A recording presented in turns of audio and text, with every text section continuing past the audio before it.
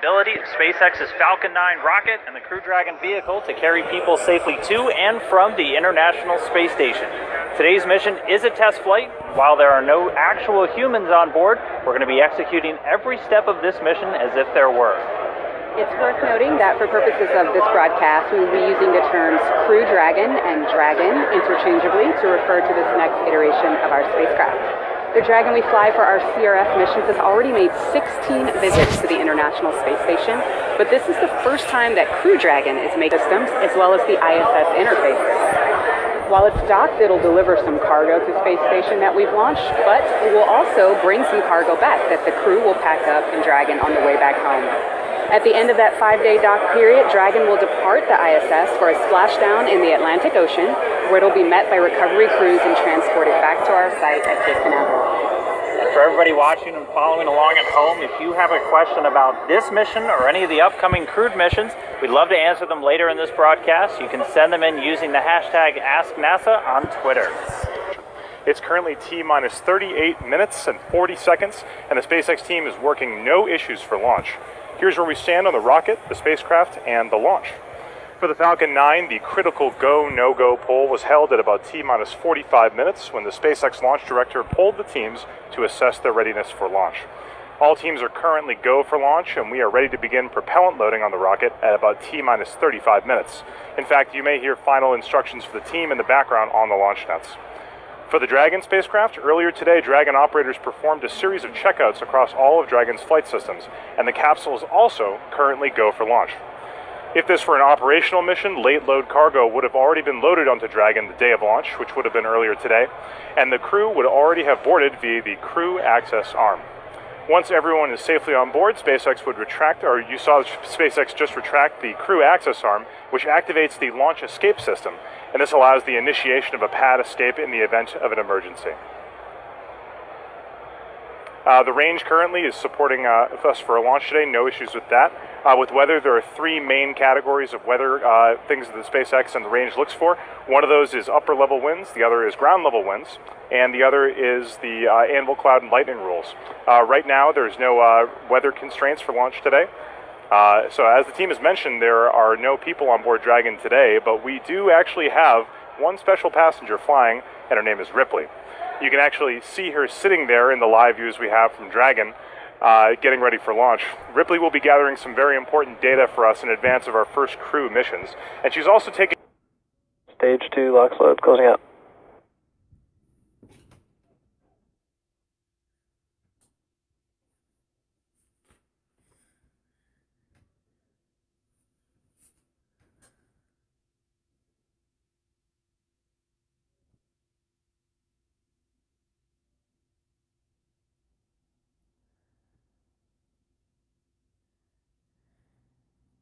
Ground gas closeout is starting.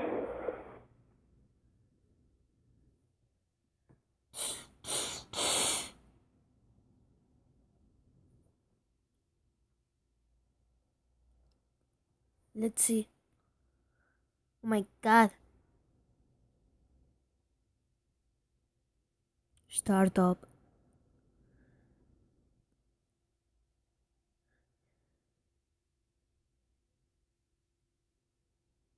Falcon 9 is in startup.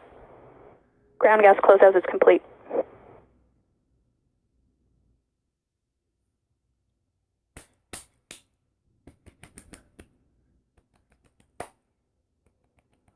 Go for launch. Stage 2 is pressing for flight.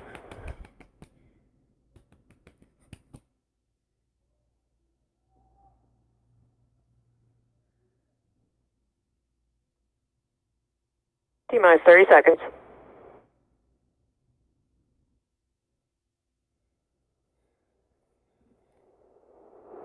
20 seconds. Stage 1, pressing for flight. T-minus 15 seconds. 10, 10, 9, 8, 7, 6, 5, 4, 3, 2, 1, 0. Ignition, liftoff.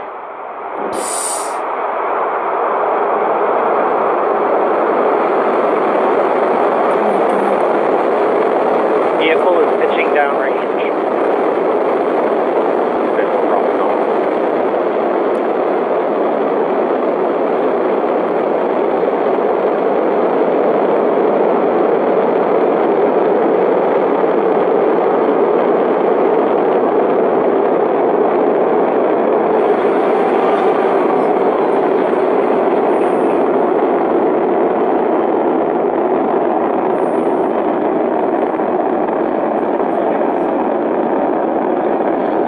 throttle bucket.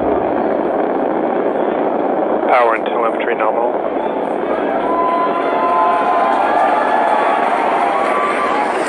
For those of you just joining us, you are watching a live view of the Falcon 9 rocket as it ascends through the atmosphere carrying the SpaceX Dragon 2 capsule to Vehicle orbit. is 2%. The vehicle just passed through max Q, which is the point of maximum aerodynamic pressure on the vehicle. As you can hear in the background, the excitement at SpaceX headquarters is unbelievable here. Stage 1 throttle Vehicle up. is passing through max Q. You heard that call out from max Q on the nets.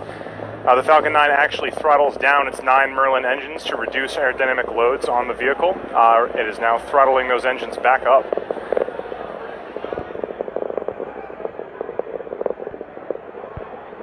Coming up at T plus 2 minutes and 35 seconds is going to be I'm back three in events in control. quick succession. The first one is going to be the main engine cutoff, or MECO. That's when the 9 Merlin 1D engines that you can see on your screen right now will cut off shortly before a stage separation at 2 minutes and 38 seconds. Shortly after that, the Merlin vacuum engine on the bottom of the second stage of the Falcon 9 will ignite in what we call second engine start, or SES. That'll be at 2 minutes and 46 seconds. So stand by for main engine cutoff, stage separation, and second engine start, coming up in just about 20 seconds from now.